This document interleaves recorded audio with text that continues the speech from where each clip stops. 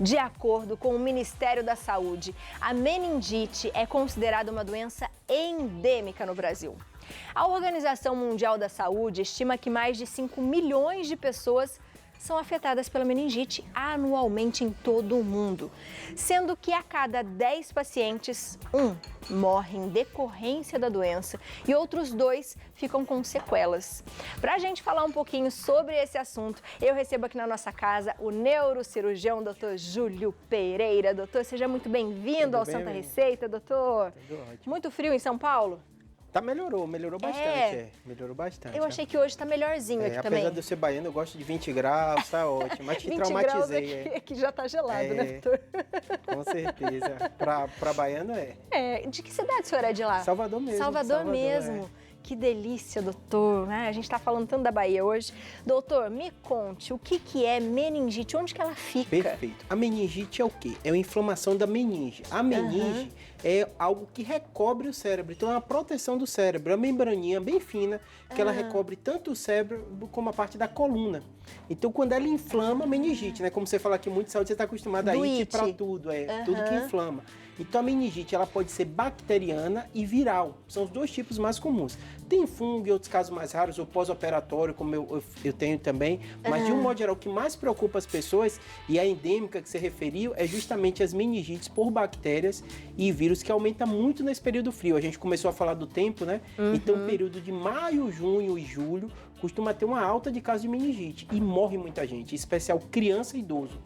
Ai, doutor, e aqui no cérebro é como se fosse, vamos dizer assim, sei lá, um plástico filme que fosse cobrindo. Perfeito. É igualzinho mesmo, é bem fininho mesmo. Tanto que quando a gente vai fazer a neurocirurgia, a primeira coisa depois da gente abrir a calota craniana, que é o osso, é ver as meninges. A gente abre a meninge para ter acesso ao cérebro. É uma proteção, porque o cérebro é tão importante. Aí tem até a ilustração que aí dá para ver muito bem, tá vendo? É verdade. Então logo depois do crânio tem a meninge. Então essa proteção é justamente para não entrar nada.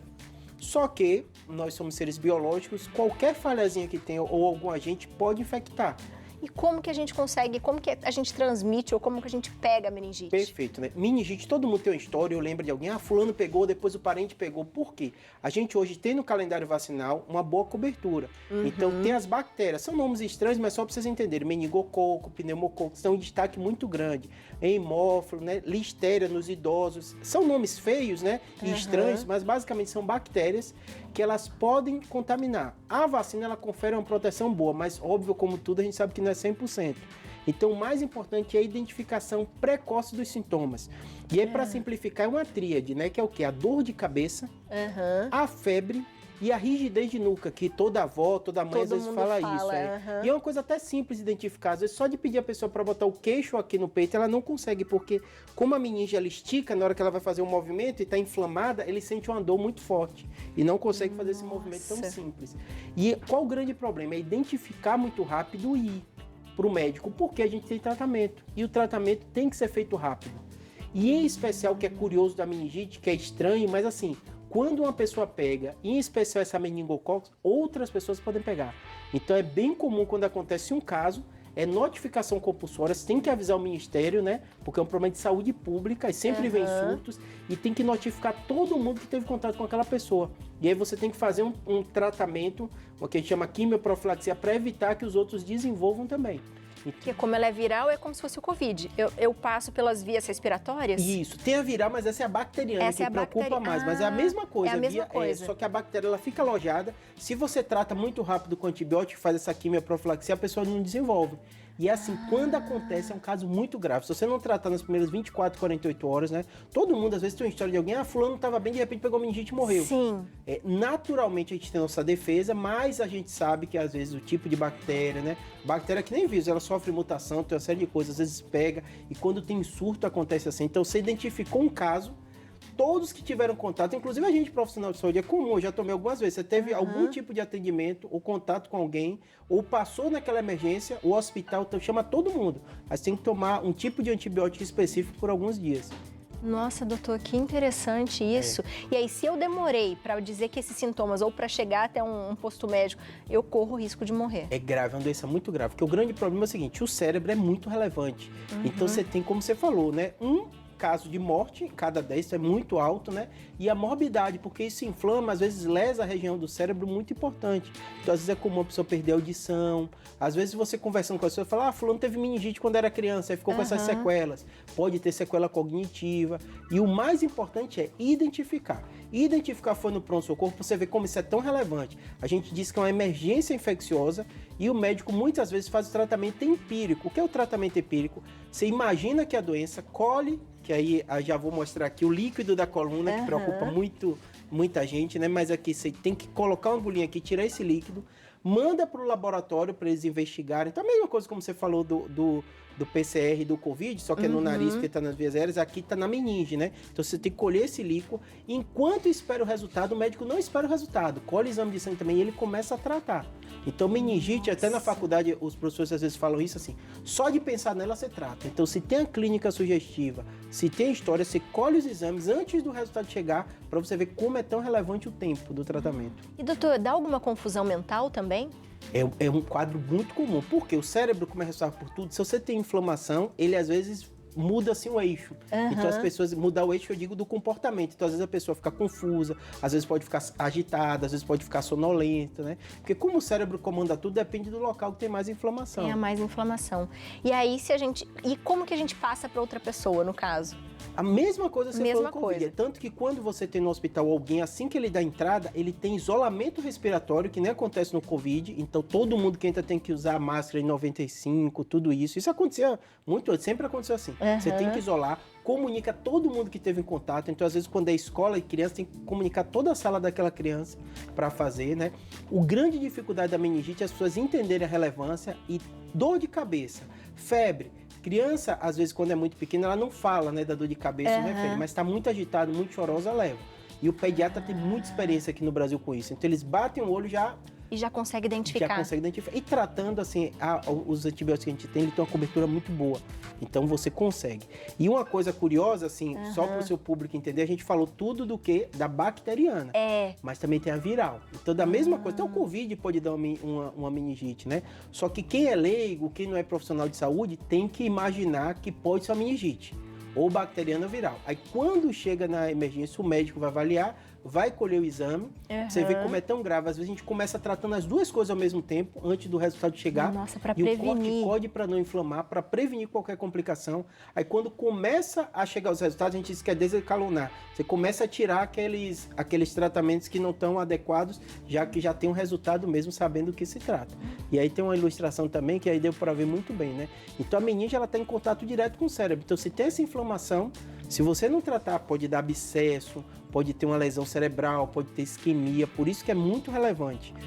Pensou na doença, dor de cabeça, febre, nesse período que a gente vai ver mais frio, leva para emergência. Aí o pediatra, de um modo geral, vê muito caso, porque nos extremos da idade, a incidência preocupa mais. A criança, porque o sistema imunológico ainda está se formando, né?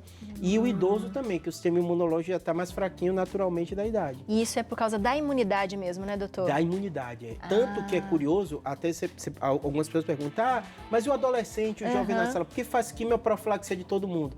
Porque muitas vezes, quem teve contato com aquele menino, ele pegou, mas não desenvolveu a doença, mas pode levar para alguém. Então, pode levar para um idoso, pode levar para uma criança que está em casa. Então, todo mundo que tem contato com aquela pessoa, inclusive a gente profissional de saúde, tem que fazer a quimioprofilaxia da meningite bacteriana, caso teve contato. Então pode acontecer da minha casa ter pessoas e eu não sentir nada. Igualzinho o Covid, igualzinho né? o Covid. O Covid foi um boom de informação, né? Mas assim, muitas coisas que a gente já sabe há muito tempo, né? O grande problema das doenças infecciosas é isso. Você não sabe, entre aspas, quem vai ser o azarado, ou por imunidade ou por qualquer questão, que pode pegar aquela doença e ter uma forma grave. Mas, obviamente, você sabe que grande parte das pessoas vão ter contato com aquilo e não vão ter nada, mas podem estar levando para outros. Por isso que a gente acaba, quando fala de saúde pública, é um pouco diferente, né? Você não preocupa só com o indivíduo, mas a possibilidade todo coletivo. dele levar. E, doutor, é possível uma pessoa que já tenha tido a meningite pegar de novo? É possível, é uma bactéria, né? Então, diferente, assim como a gente falou do Covid, dos vírus, da vacinação, né? Como eu falei, para você ter ideia, a gente tem cobertura vacinal que pega, né? A BCG cobre a meningite da tuberculose, né? Tem a específica, a da meningococo, que é para proteger a meningococo. Pneumococos também tem cobertura vacinal. Então você vê que tem uma cobertura boa. Várias das vacinas que a gente toma de pequeno, ela cobre. Mas mesmo assim tem às vezes as mutações ou a imunidade de cada um, né? Eu sei que por causa do Covid, todo mundo está falando muito disso, e aí dá a impressão, se não é 100% o tratamento, significa que o tratamento não é bom, né? Como a vacina, muita gente tem questionado, né? Mas fato, ela protege e dá uma melhor imunidade. Assim como quem pega, como você está falando, ele tem uma certa proteção, né, para os vírus, né? Mas nada impede que ela pegue novamente. Por isso que você tem que vacinar. Seja muito pior, muito mais rápido, muito que pior. Pode ser também. Isso, Doutor, eu acho que a prevenção é essa, vacinação. Vacinação, e para quem tem criança, idoso, ou está chegando esse período frio, teve sintoma, não tenha dúvida. Vai na emergência, o médico vai avaliar. A meningococos tem até lesões na pele que são bem características, o médico olha, ele já identifica, né? E muitas vezes até a gente médico, né? Que às vezes as pessoas que na área de saúde acham que a gente é robô, né? Você tem certeza, não né? vai ficar nem doente. É muito comum a gente ter dúvidas, né? Então, às vezes, a meningite acontece isso. Você chega um quadro, parece típico, você suspeita, faz a suspeita clínica pela história, colhe os exames e avalia. E às vezes quando chega o exame é meningite mais leve, viral, que normalmente o curso é muito bom e você até tira aquele antibiótico. Mas você vê como tem doenças que são tão relevantes, tão graves, que você pensou, você trata enquanto aguarda os exames. E quanto tempo demora mais ou menos para a pessoa ficar boa, doutor? Depende do grau, né? Mas tantas as infecções bacterianas é curioso porque o paciente chega muito mal. E a impressão da família é um milagre muito claro, porque a pessoa chega muito mal, chega a sonolência e tal. Quando você dá um antibiótico, porque é muito específico, você já tem a pessoa melhora muito rápido. E você dá o corticoide que desinflama. Então, assim, se você me perguntar assim, Júlio, qual o problema da meningite? É a mesma coisa que a gente falou de trauma da última vez. É o tempo da identificação e do tratamento. Então, às vezes, você tá na fase de gripe também, né? Então, uma gripe só, tá febril, tá chorando, é isso mesmo, né? Então, a meningite, a mesma coisa que a gente falou do trauma, dá aquela sensação, né? Se eu tivesse identificado e levado, ele estaria bem. Então, isso para a família é um sofrimento muito grande. Por isso que a gente fala, a gente sabe que às vezes tem dificuldade de saúde pública, né? Tem dificuldade de fila de emergência, esse período. Todos os hospitais estão muito cheios de criança, com gripe, com uma série de coisas, mas tem doenças que você pensou, né, especial esse quadro, né? Dores de cabeça, febre, rigidez de nuca, dor na nuca, dor no pescoço, que aí cada pessoa refere de um jeito, tem que levar para o médico avaliar. E aí ele vai tirar essas dúvidas. Porque o tempo é contado, né, doutor? Esse é o problema, tem doenças que o tempo é contado. Tem doenças que não, né? Como a gente fala muito de prevenção de câncer de mama. Às vezes a mulher tem um nódulo, aquele nódulo vai crescendo, aí tira a biópsia. É importante quanto antes, mas tem aquele tempo muito grande. As infecciosas era o que mais matava no mundo. Graças a Deus, com antibiótico e tudo, caiu muito essa causa de morte. Mas ela tem essa questão do tempo. Então, às vezes, você atrasa um pouquinho essa identificação e acaba perdendo alguém ou deixando uma sequela importante. E fica sequelas, né, doutor? Quando tem a forma grave e atrasou, fica muito sequela. Uma das principais causas que a gente vê é déficit cognitivo. Então, às vezes, é aquela criancinha que teve quando era pequena e ficou com atraso. A surdez é muito comum também, porque a meninge, ela envolve tudo. Então, às vezes, pega esse nervo, responsável pela audição. Até cegueira pode dar, porque tem também a meninge que envolve. Mas, em especial, é o que a gente chama atraso do desenvolvimento, né? A criança, os marcos delas ficam um pouco atrasados, porque essa inflamação prejudicou o cérebro. Muito bom. Doutor, muito obrigada por hoje e sempre, né? Viu? Acho que lembrando sempre as pessoas, né? A gente sabe que a Covid assustou todo mundo evitou, às vezes, de sair de casa e, de repente, não levou o filho para vacinar, né? A gente sabe que o nosso país, as pessoas sempre levam muitas pessoas para vacinarem, mas a gente teve um déficit grande e a gente acaba esquecendo das outras doenças. Não esquecer, não é, doutor? Não pode esquecer. E é curioso, você falou isso, além dos déficits grandes e disso, tem a desigualdade social, né? E eu falo para o paciente, todo mundo, tem ou não tem dinheiro, você tem que entender que saúde é ciência.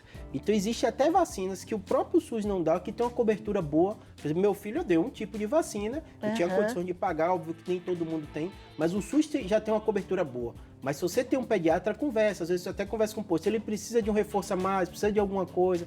O calendário vacinal brasileiro é exemplo do mundo inteiro. Né? Mas sempre tem aquele detalhe, por isso que conversando, às vezes idoso também, né? Tem várias vacinas, como a herpes óssea, que não é coberto no SUS. Meus pais estão tomando agora. Eu falei, tem que tomar. Tem que tomar. A da gripe, minha esposa já foi, a gente tem condição de pagar, pagou para tomar, adiantar o calendário, ela é professora, vai entrar um pouquinho depois, né? Então, assim, tem detalhezinhos de saúde que você tem que ir atrás. E hoje em dia, com Google, internet, sem conta. Você descobre tudo, minha gente. Certeza. Você aproveita também, qualquer dúvida, entre em contato com o doutor. Ele faz vários vídeos, viu? No canal do YouTube. YouTube, no Instagram também, tirando várias dúvidas. Ó, o YouTube é Neurocirurgia BR e o WhatsApp é o 11 99503 8838 e o telefone é o 11 4200 2300. Doutor, muito obrigada, Obrigado, viu? Jane. E só lembrando, pessoal, quem for curioso também, tem a Sociedade Brasileira de Imunizações, que aí tem todo o calendáriozinho todas. vacinal. Mas quem vai no posto, eles fazem muito bem o processo, mas às vezes Confere, essa né? duvidazinha vai também. Muito bom, doutor. Obrigado. Muito obrigada, Obrigado, viu? Jane.